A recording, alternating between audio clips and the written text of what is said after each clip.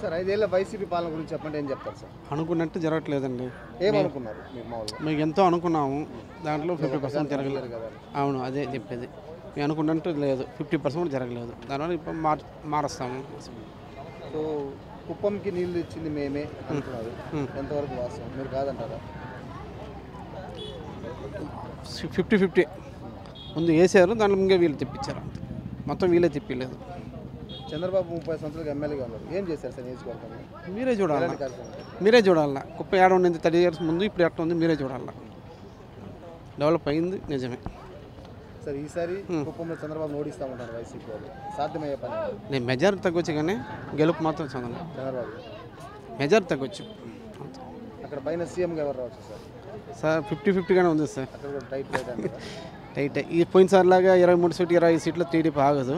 బయట వచ్చి ఎవరు వచ్చినా ఒక 5-10 సీట్లు తేడాలో వస్తారు, నా ఒపీనియన్ చెప్తున్నాను. అదే మీ ఒపీనియన్.